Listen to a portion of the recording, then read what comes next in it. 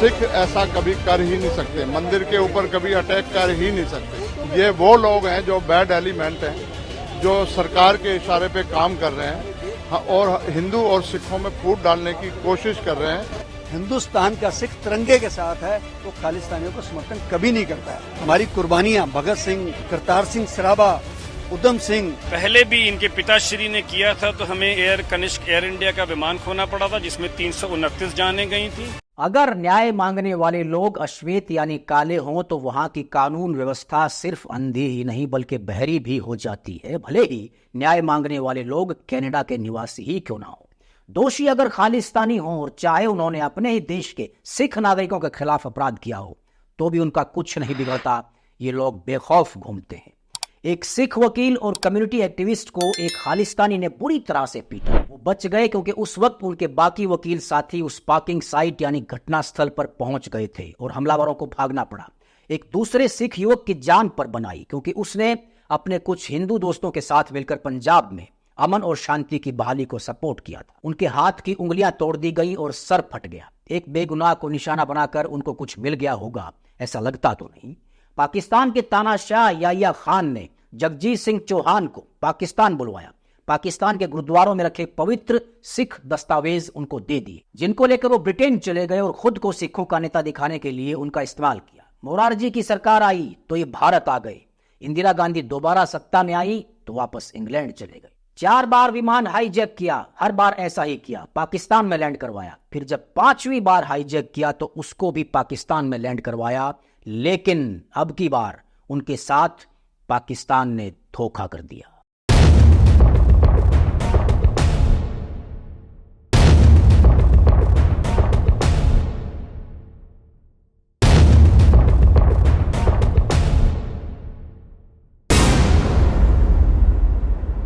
Canada की security agencies के officers और वहां के न्याय देने वाले जज सभी सफेद चमड़ी वाले गोरे लोग हैं, लेकिन अगर न्याय मांगने वाले अश्वेत यानी काले हों तो वहां की कानून व्यवस्था सिर्फ अंधी ही नहीं बल्कि बहरी भी हो जाती है। भले ही न्याय मांगने वाले काले लोग कनाडा के निवासी ही क्यों ना हो और अगर दोषी खालिस्तानी हो और उन्होंने अपने ही देश के सिख नागरिकों के खिलाफ अपराध किया हो तो भी उनका कुछ नहीं बिगड़ता, ये लोग बेखौफ घूमते हैं। ये बात लिखी है कनाडा के ही एक अनुभवी पत्रकार टेरी मिलेस्की ने अपनी किताब blood for blood 50 years of the global Khalistan project में। खालिस्तानी शब्द की जो डेफिनेशन दी जाती है उसके मुताबिक खालिस्तान नाम के एक आजाद देश की मांग कर रहे अलगाववादी मानसिकता वाले लोग। कनाडा में खालिस्तानी आतंकवाद के बारे में बताते हुए मिलेस्की लिखते हैं कि एक सिख वकील और कम्युनिटी एक्टिविस्ट उज्जवल दोसांझ, जो बाद में ब्रिटिश कोलंबिया और वेस्टर्न स्टेट के हेल्थ मिनिस्टर भी रहे, उनको एक खालिस्तानी ने बुरी तरह से पीटा। ये हमलावर जसपाल अटवाल, जो कि सिख यूथ फेडरेशन से संबंध रखता था, उसको बाद में तकनीकी आधार बनाकर बरी कर दिया गया। दोसांझ उस दिन सिर्फ इसलिए बच गए क्योंकि उनके बाकी के वकील साथी उस पार्किंग साइट पर पहुंच गए थे जहां पर यह घटना हुई। इसी अटवाल ने बाद में सन 1986 में वैंकूवर में पंजाब के कैबिनेट मंत्री मलकीत सिंह सिद्धू को गोली मार दी थी। चौंकाने वाली बात यह थी कि 2018 में कनाडा के प्रधानमंत्री ट्रूडो भारत के दौरे पर आए तो ये अटवाल उनके साथ आए प्रतिनिधि मंडल के साथ मौजूद था और मुंबई में एक स्वागत समारोह में ट्रूडो की पत्नी के साथ उसकी फोटो भी खींची गई थी। मिलेस्की कहते हैं कि सिख कम्युनिटी के भीतर खास तौर पर कनाडा में एक कॉन्ट्रडिक्शन देखने को मिलती है। एक तरफ तो वो कहते हैं कि कनाडा के 4.5 लाख सिखों में से एक बड़ा हिस्सा 1980 और 1990 के खूनी दौर में वापस नहीं जाना चाहता, जब खालिस्तान की लड़ाई में भारत में करीबन 20,000 लोगों की जान चली गई थी, जिनमें से ज्यादातर सिख थे। जबकि दूसरी तरफ खालिस्तानी जोश अभी भी जिंदा है, जिसे सोशल मीडिया के जरिए आप हर रोज देखते हैं कि कैसे वहां कट्टरपंथी एक ऑर्गेनाइज्ड पॉलिटिकल पावर बनकर उभरे हैं, जो वहां के कुछ गुरुद्वारों में खालिस्तान जिंदाबाद, खालिस्तान अमर रहे का नारा बुलंद कर रहे हैं और अपराधियों को आदर्श बनाकर पेश किया जा रहा है। टेरी मिलेस्की अपनी किताब में एक घटना का जिक्र करते हुए कहते हैं कि टोरंटो के 28 साल के एक जोशीले नौजवान बलराज देओल की एक गलती से उसकी जान पर बनाई। उसने अपने कुछ हिंदू दोस्तों के साथ मिलकर अपने गृह राज्य पंजाब में शांति बहाली को सपोर्ट कर दिया था। इसके ठीक 3 दिन बाद रात को एक पार्किंग में उनको 5 सिख नौजवान मिले, जिनकी राय इस मुद्दे यानी खालिस्तान पर उनसे बिल्कुल अलग थी। उन्होंने अपनी राय को हॉकी स्टिक और बेसबॉल बैट से जाहिर किया।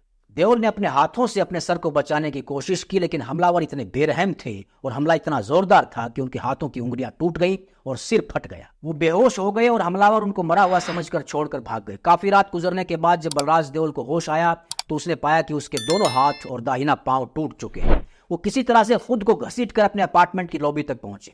वहां एक महिला ने उनको देखा और मदद के लिए लोगों को इकट्ठा किया।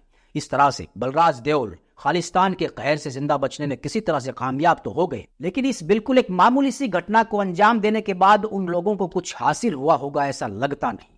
लेकिन अपनी हत्या की कोशिश के 35 साल बाद भी बलराज देओल उस हिंसा की निंदा करते हैं और ज्यादातर सिखों द्वारा खालिस्तान की निंदा की जाती है। जहां तक विदेशों में खालिस्तान के प्रचार का ताल्लुक है तो वो एक इंसान के जिक्र के बिना पूरा नहीं हो सकता और उनका नाम है जगजीत सिंह चौहान। वो पेशे से डॉक्टर थे और सन 1967 में पहली बार पंजाब विधानसभा के लिए चुने गए थे। जब पंजाब में अकाली दल की अगुवाई में गठबंधन सरकार बनी तो पंजाब विधानसभा के अध्यक्ष चुने गए।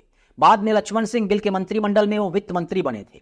उसी साल वो बाहर सिख सत्ता स्थापित करने के मकसद से पाकिस्तान स्थित गुरु नानक के जन्म स्थान ननकाना साहिब गए और फिर अमेरिका की रिपब्लिकन पार्टी के कुछ सदस्यों के निमंत्रण पर अमेरिका भी गए। 13 अक्टूबर 1971 को उन्होंने न्यूयॉर्क टाइम्स में खालिस्तान के नाम से एक फ्री सिख स्टेट का दावा करते हुए एक पूरे पेज का एड दिया।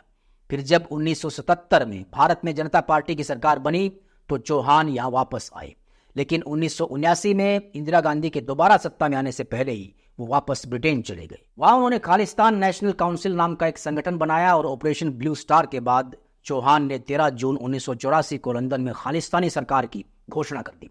यहाँ एक बात बताना जरूरी है कि राजीव गांधी सरकार में चौहान को सन 1989 में भारत आने दिया गया और आनंदपुर साहिब में खालिस्तान का झंडा फहराकर वापस यूके जाने भी दिया गया। जब ये यूके वापस चले गए तब 24 अप्रैल 1989 को इंडियन हाई कमीशन द्वारा उनके भारतीय पासपोर्ट को निरस्त कर दिया गया। बाद में चौहान को जब अवैध पासपोर्ट पर अमेरिका में एंट्री करने दी गई तो भारत सरकार ने इसका विरोध किया। जून 2001 में भारत सरकार ने चौहान की पुरानी गतिविधियों को नजरअंदाज करते हुए अपना रुख थोड़ा नरम किया और उनको भारत वापस आने की इजाजत दे दी। भारत में एक इंटरव्यू में चौहान ने कहा कि वो डेमोक्रेटिक तरीके से खालिस्तान आंदोलन को जारी रखेंगे और ये भी दावा किया कि वो हिंसा के हमेशा ही खिलाफ रहे हैं।